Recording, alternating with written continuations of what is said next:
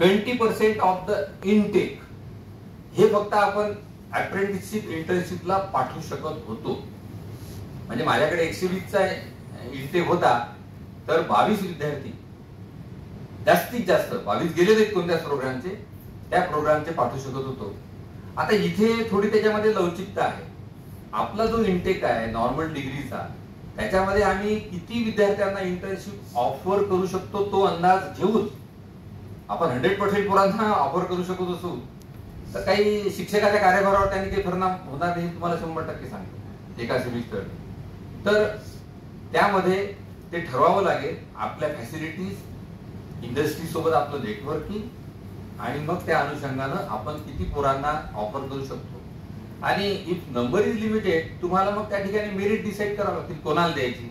त्याची काही screening taste evolve करावं लागेल, जी आमच्या कॉलेजमध्ये झाली. मग नंबर मोठा होता तर सिलेक्ट करण्याकरता, किंवा नंबरही अचीव्ह नाही झाला म्हणून त्यांनी काही विद्यार्थ्यांना ते फेल झाले त्यांना घेतलंच नाही. नंबर आहे, इनटेक अवेलेबल आहे अप्रेंटिसशिप किंवा इंटर्नशिपला, म्हणून ते त्यांनी घेतलेलं नाही. Because they are paying for the student. आणि म्हणून अप्रेंटिसशिप मध्ये हे स्ट्रिंजंट रूल या ठिकाणी राहतील. नेक्स्ट,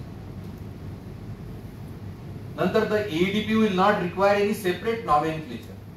याला काही वेगळ्या कोणत्या नॉमेनक्लेचरची गरज नाही, किंवा डिग्री प्रोग्राम सुरू करायचा वा विद्यापीठात त्याचा प्रस्ताव द्या, डिग्री इन्स्टिट्यूट करायची आहे नवीन, असं वगैरे नाही आहे. असलेल्या डिग्रीज मध्ये एम्बेड करायची आपल्याला अप्रेंटिसशिप, असा जो प्रोग्राम आहे.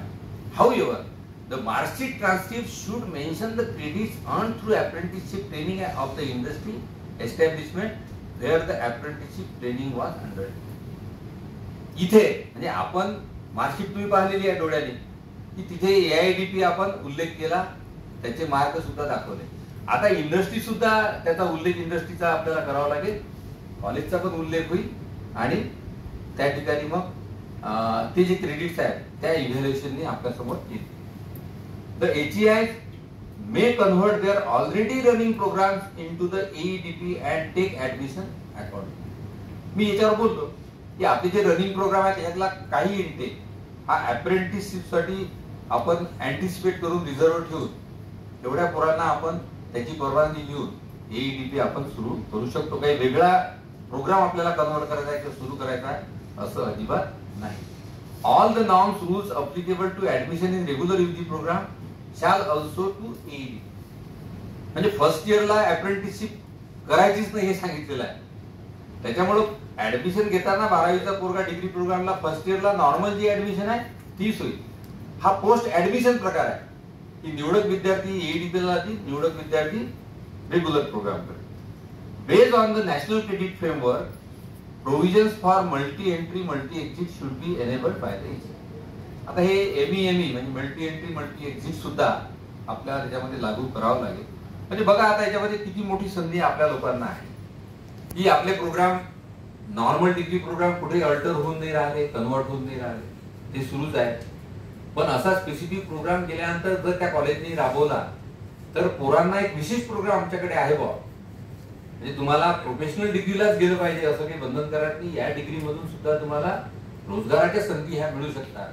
तर हे आपण सांगू शकतो आपण ते केलं तर. Next, then embedding apprenticeship will offer a kind of traineeship which shall not be undertaken within the university academic establishment but at the premises of the workplace to get work-based learning in an identified discipline trade. आधी त्याच्यावर मी बोललेलं आहे की ते वर्कप्लेसलाच करावं लागेल. The HEI shall have full flexibility to schedule apprenticeship within the program duration as per the best fit of the industry establishment and itself. However, the apprenticeship shall not be undertaken in the first semester of the AEDP, whereas the last semester of AEDP shall be dedicated to apprenticeship. म्हणजे दोन गोष्टी सांगितल्या की first सेमिस्टरला सगळे पोरं common राहतील, त्यांना असं तुम्हाला ऑफर करता येत नाही. Second semester onwards minimum 1 semester to maximum 3 semester असं ड्युरेशन आहे अप्रेंटिसशिप. मिनिमम 1 मॅक्झिमम 3 ते पण पुढे मी सांगणार आहे, गाईडलाईन मध्ये दिला आहे. तर याच्यामध्ये त्यांनी सांगितलं पण ऍज फार ऍज प्रॅक्टिकल लास्ट सेमिस्टरला द्यावी असं युजीसीने गाईडलाईन मध्ये म्हटलेलं आहे, बंधनकारक केलं नाही. आता याच्यामधले मी डिफिकल्टी सांगतो की मला पोरांचा जो फीडबॅक आला ज्यांनी एआयडीपी माझ्या कॉलेजमध्ये केलं ते पोरं म्हणाले सर आम्हाला 5व्या सेमिस्टरमध्ये आम्ही केली तर ती इंडस्ट्री आम्हाला ऍब्सॉर्ब करायला तयार आहे, पण आमचं 6वं सेमिस्टर समोर आहे, परीक्षा द्यायची, अभ्यास करायचा आहे, कॉलेज अटेंड करायचं आहे, आता आम्ही नाही तिथे जॉईन होऊ शकत. तर तिथे थोडा प्रॉब्लेम आला. म्हणून हे 6व्या सेमिस्टरमध्ये सोयीचं आहे असं मला पण वाटतं. तर आम्ही हा निर्णय घेण्याच्या आधीच म्हणजे 6व्या सेमिस्टरमध्ये मराठे सरांना बोललो की आपण मीटिंग घेऊन 6व्यामध्ये हे लागू करू 5व्याच्या ऐवजी. तर तेव्हा EDPच्या गाईडलाईन्स आल्या आणि मग आता त्याच्यामध्ये ते आलेलंच आहे. आणि म्हणून बेस्ट फिट जे आहे या दृष्टीनं ते 6वं सेमिस्टरच आहे की मॅच्युरिटी पण पोरांची असते आणि एकदा तो इंडस्ट्रीला म्हणजे उद्या इंटर्नशिपचे अवर्स, अप्रेंटिसशिपचे अवर्स वाढले, डेज वाढले तर त्या पोराला मग इकडच्या परीक्षेची चिंता कुठली नाही तर मग इकडे परीक्षा सोडून राहिल्या आम्हाला कॉलेज जॉईन करायचा. हे मी म्हणजे पोरांचे किती मला फोन होते की सर आम्हाला इंडस्ट्रीवाले सोडून नाही राहिले, आमच्या तिकडे क्लासेस सुरू झाले 6व्या सेमिस्टरचे. तर ह्या सगळ्या याच्यातून मी गेलेलो आहे. म्हणून it is better to run this at 6 semester. हे माझं व्यक्तिगत मत अनुभवावर. Third, the spell of apprenticeship shall be schedule either continuously or at intervals depending upon the requirement and practicability of the discipline concerned. The spell should be of at least one complete semester at a stretch.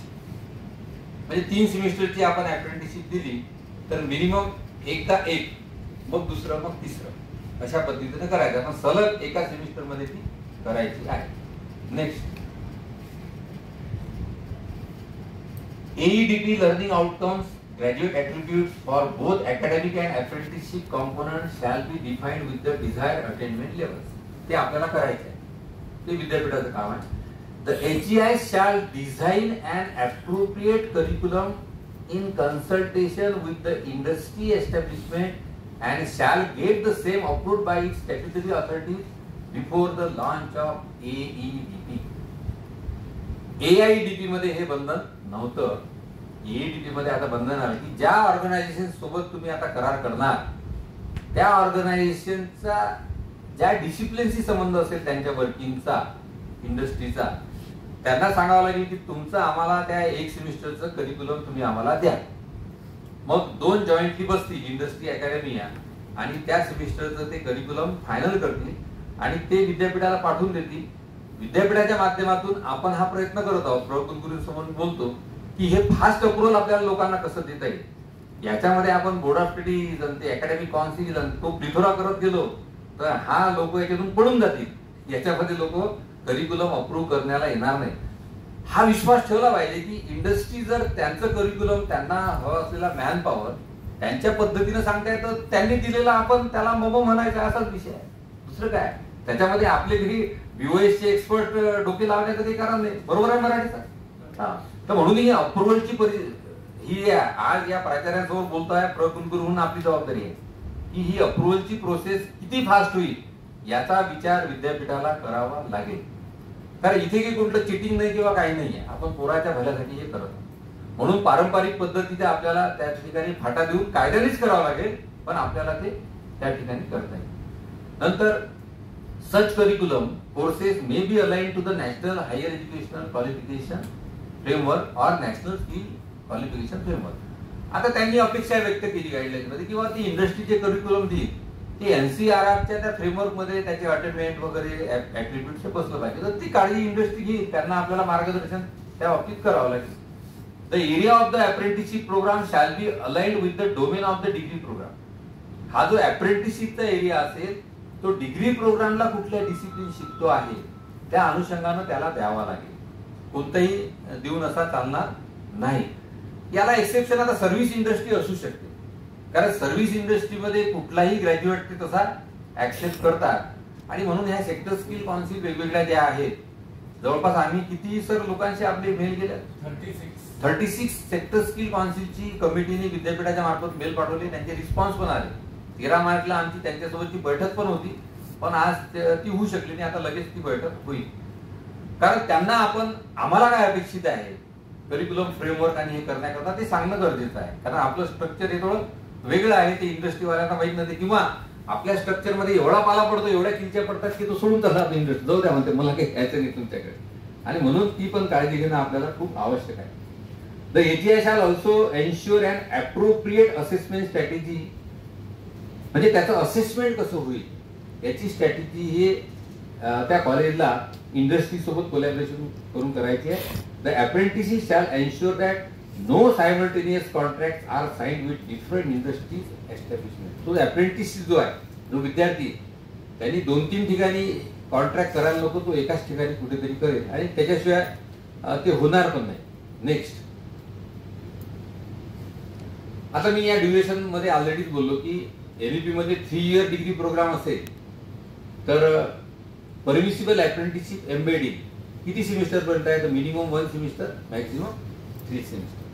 म्हणजे बघा, यांनी एईडीपीने इतकं allow केलं की 6 semester पैकी 3 semester पर्यंत तो तेवढ्या ड्युरेशनची अप्रेंटिसशिप करू शकतो. 4 इयर मध्ये सुद्धा तसंच 2 किंवा 4. आणि याच्यामध्ये महत्वाच्या 3 गोष्टी सांगितल्या आहेत की total duration of the program shall not be altered. म्हणजे 6 सेमिस्टरचा म्हणजे 6 सेमिस्टरचा राहील, त्याच्यामध्ये एम्बेड झालं अप्रेंटिसशिप असं ते राहील. तो काही अजून 1 सेमिस्टर जास्तीचं म्हणजे 6 सेमिस्टर कॉलेजचे रेग्युलर आणि पूर्ण अप्रेंटिस 1 सेमिस्टर असं काही होणार नाही. ड्युरेशन हे अल्टर होणार नाही. 6 मधले 3 सेमिस्टर अप्रेंटिसशिप करते मॅक्झिमम परमिशन. 6 पैकी 3 Yes. The apprenticeship spell shall be for at least 1 whole semester. अपेक्षा काय होती की तो स्पेल मिनिमम 1 सेमिस्टरचा असला पाहिजे. एईडीपी जर तुम्ही त्याला म्हणत असाल, मॅक्झिमम ड्युरेशन दिलेलं आहे. The permissible apprenticeship embedded duration shall only be for the apprenticeship training. म्हणजे हे जे ड्युरेशन आहे जिथे आपण अप्रेंटिसशिप एम्बेड केली ते त्याच कामाकरता असेलच अर्थात. ते दुसऱ्याकडे तो गरीब विद्यार्थी तर काही बसणार नाही, त्याला त्याचा आपलं मॉनिटरिंग राहील ना, त्याचं attendance everything is monitor by the organisation. त्यामुळे ते काही वेगळं होणार नाही. नाही, आपण प्रश्न तुम्ही नोट करा, आपण सर्वांचं उत्तर देऊ. तुम्ही नोट करून घ्या.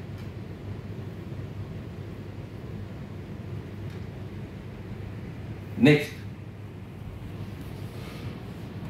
आता यामध्ये कुठल्या अथॉरिटीचा मेन रोल आहे, आपल्याला त्याचं सहाय्य घ्यावं लागेल, हे या गाईडलाईन्सनी सांगितलेलं आहे.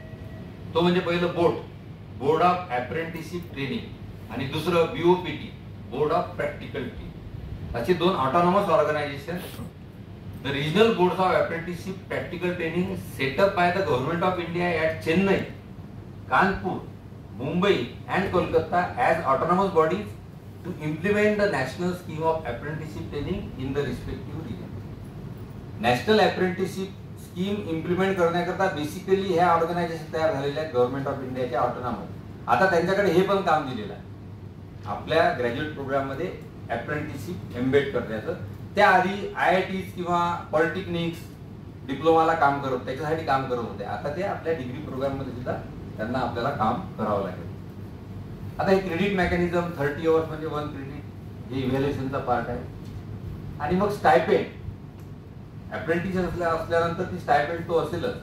The HEI will have an option of offering AEDP either through registration on the NATS portal, म्हणजे नॅशनल अप्रेंटिसशिप ट्रेनिंग जे स्कीम आहे त्याच्या पोर्टलवर रजिस्ट्रेशन करून आपल्याला तो इम्प्लिमेंट करावा लागेल, or directly in partnership with the industry establishment, किंवा याला वगळून आपण डायरेक्टली एखाद्या ऑर्गनायझेशन सोबत जी इंडस्ट्री या गाईडलाईनच्या अनुषंगानं इंडस्ट्रीचे कोणते क्रेडिट्स त्या ठिकाणी पाहिजे तशा प्रकारची इंडस्ट्री सोबत आपण या ठिकाणी पार्टनरशिप करू शकतो. Based on the option the stipend will be paid as per the relevant rules and guidelines. म्हणजे आधी आपण पाहिलं की NATS आणि NAPS, समजा आपण डायरेक्टली ऑर्गनायझेशन सोबत जर अप्रेंटिसशिप ऑफर केल्या तर त्याचा पार्शियल स्टायपेंड काही इंडस्ट्री देईल आणि पार्शियल स्टायपेंड ही NAPS त्या ठिकाणी देऊ शकेल.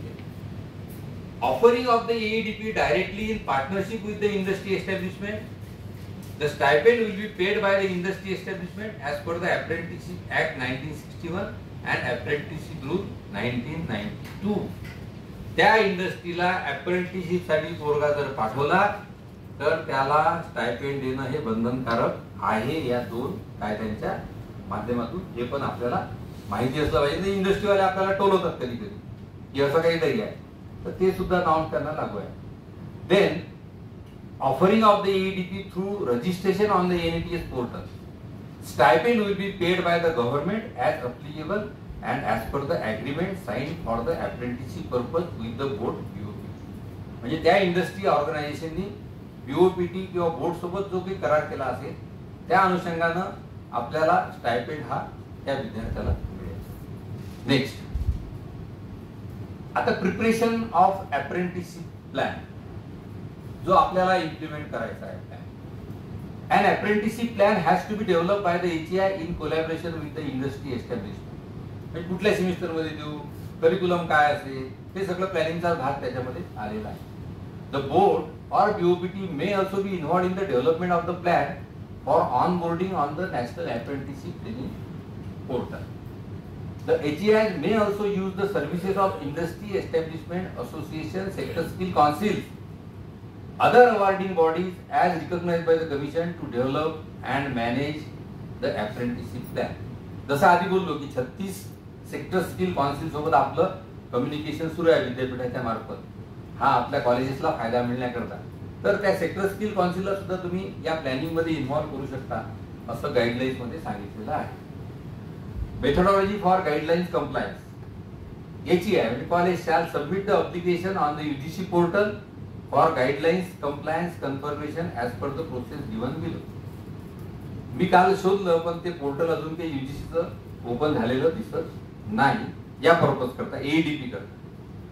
मग काय तर प्रोसेस अशी सांगितलेली आहे की a standing committee shall confirm the compliance of the received information detail with the relevant provisions of the AEDP guidelines. Thereafter program wise compliance status may be communicate online to the HEI.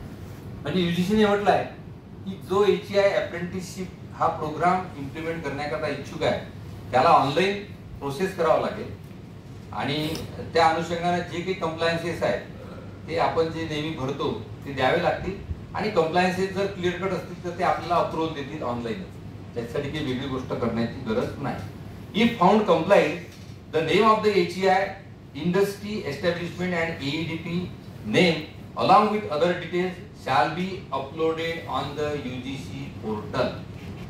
मला वाटतं ही पण मोठी उपलब्धी आहे की आपलं college AEDP साठी पात्र झालं आणि त्यांनी अलाउ केलं की you are allowed to implement the AEDP program. तर कोणत्या इंडस्ट्री सोबत आपले टायअप आहे, कुठल्या डिग्रीला आपण AEDP घेतलेलं आहे, कोणतं कॉलेज आहे हे आपल्याला UGCच्या पोर्टलवर पाहायला मिळेल. ही सुद्धा मोठी उपलब्धी याची आहे. All the eligible HEIs can offer AEDP programs only after the receipt of the guidelines compliance confirmation from the UGC. जे AIDP मध्ये नव्हतं की AIDP मध्ये विद्यापीठ स्तरावरच सर्व कार्यवाही आपण केली, पण AEDP मध्ये UGCचं कन्फर्मेशन आल्याशिवाय पुढच्या वर्षी बियाणी कॉलेजला सुद्धा AEDP राबवता येणार नाही. AIDP आता तो त्याचं हे झालं. तर अशा प्रकारे ह्या 3 कंप्लायन्स खूप महत्वाच्या आहेत. Next, HEI shall be required to submit the application along with duly certified documents to the UGC to ascertain compliance with the AEDP guidelines on the UGC portal as mentioned below. आता ह्या 7 गोष्टी सांगितलेल्या आहेत. Compliance with the eligibility criteria म्हणजे नॅक ऍक्रेडिटेड आहे की नाही आहे ते आपल्याला सबमिट करावं लागेल. Approval of the statutory bodies of the HEI to offer AEDP with program name mention there. म्हणजे कुठल्या प्रोग्रामसाठी तुम्ही ऑफर करून राहिले असलेल्या कॉलेजमधल्या त्याच्यासोबत ती इंडस्ट्री लिंकेज किंवा बोर्ड सोबत किंवा कुठे काही केला आहे का, ज्या सेमिस्टरला तुम्ही ऑफर करणारा त्याच्याकरता करिक्युलम तुम्ही अप्रूव्ह करून घेतला आहे का, अशा प्रकारचे ते डॉक्युमेंट त्या ठिकाणी लागतील. आपला अप्रेंटिसशिप प्लॅन राहावा लागेल कॉलेजचा, how we are going to implement. त्यानंतर MOU with the partnering industry establishment हा सुद्धा अपलोड आपल्याला करावा लागेल. MOU based on registration on NATS portal as applicable. म्हणजे आपण NATSच्या माध्यमातून जर जात असू या प्रोग्राम करता तर मग त्याचा MOU NATS सोबतचा आपल्याला सुद्धा अपलोड करावा लागेल. क्रेडिट मेकॅनिझम म्हणजे इव्हॅल्युएशन प्रोसेस कशी राहील, ती कंप्लायन्स विथ द NCRF आहे की नाही हे सुद्धा आपल्याला अश्युअर त्या ठिकाणी करावं लागेल. त्याला विद्यापीठाचा अप्रूव्हल लागेल. आणि मग त्यांनी काही डॉक्युमेंट इथे अदर मागितले तर ते डॉक्युमेंट म्हणजे अशा प्रकारे हे सर्व गोष्टी आपल्याला UGCच्या त्या पोर्टलवर जिथे AEDPचं अप्रूव्हल मिळेल त्याच्यावर आपल्याला अपलोड करणं आवश्यक आहे. Higher educational institution shall submit an online application throughout the year which is to be processed as per the notified timelines by the UGC. अजून ते पोर्टल ओपन झालेलं मला तरी दिसलेलं नाही. The application fee may be prescribe by the commission from time to time. होऊ शकते UGC याच्याकरता काही फी सुद्धा आपल्याला अप्रुव्हलची आकारू शकते. त्याच्याबद्दल अजून काही युजीसीनं क्लिअर कट सांगितलेलं नाही, पण गाईडलाईन मध्ये हे शब्द दिलेले आहेत. नेक्स्ट, मग आता कुठले कुठले स्टेक होल्डर्स याच्या अक्रॉस येतात या प्रोग्रामच्या आणि त्यांचे रोल्स काय आहेत ते पण गाईडलाईन मध्ये सांगितलेले आहे. बीओएटी बीओपीटी या दोघांचे रोल काय? Driving the apprenticeship as per the try party contract as a. त्यांनी याचा प्रचार त्यांच्याकडून प्रसार केला पाहिजे. एक महत्वाची गोष्ट झालेली आहे की बीओए बोर्डच्या माध्यमातून सीएससी म्हणजे कॉमन सर्व्हिस सेंटर्स हे रिजनल दिलेले आहेत. अमरावती रिजन मध्ये मी 4 दिवसापूर्वी सीएससी शोधत होतो, मला सापडला नाही बोर्डचा. पण काल अचानक विद्यापीठाच्या विद्यार्थी विकासचं पत्र आलं. मराठी सरांनी मला मेल केलं की दमाहे नावाचे व्यक्ती आपल्या भागामध्ये त्यांनी सीएससी म्हणून बोर्डचे हे कोऑर्डिनेट करण्याकरता नेमलेले आहेत. आम्ही हा पण निर्णय घेतला की पुढच्या मीटिंगला आपण दमाहे साहेबांना बोलू आणि त्यांना मग हे कॉलेजेस वगैरे किंवा शक्य झालं तर कुलगुरू साहेबांना सांगतो की ते जे काही प्लॅन देतील तो आपण पूर्ण कॉलेजेसचे जे काही प्राचार्य आहेत त्यांच्यासमोर पण एखादं मोठं वर्कशॉप घेऊन पुन्हा या सत्राच्या अखेरीस आपण तो सगळ्यांना सांगू शकतो. कारण त्या व्यक्तीची ओळख होणे प्रत्येक अफिलिएटेड एचईआयला महत्वाचं आहे असं मला वाटतं. कारण सीएससी शिवाय तुम्ही ह्या सगळ्या गोष्टी व्यवस्थित ऑर्गनाईज करू शकणार नाही. सीएससी व्यतिरिक्त 2 नावं अजून त्या पत्रामध्ये दिली, कॉन्टॅक्ट पण दिलेले आहेत, त्यांना पण थेट कॉन्टॅक्ट आपण करू शकतो. म्हणजे बघा या प्रोग्रामच्या इम्प्लिमेंटेशन साठी किती प्रेशर आहे ऑल इंडिया लेवल हे तुमच्या लक्षात येईल की आपण सीएससी शोधत होतो, तिकडून सीएससी ची अपॉइंटमेंट सुद्धा आलेली आहे आणि शासन स्तरावर सुद्धा सेक्रेटरी प्रत्येक मीटिंग मध्ये याचा उल्लेख करतात आणि म्हणून त्याकडे आपल्याला खूप मोठी संधी आहे. आणि टू एनेबल टाईज म्हणजे हे टाईप जे आहेत ते एनेबल करणे हे सुद्धा त्यांचं कर्तव्य आहे.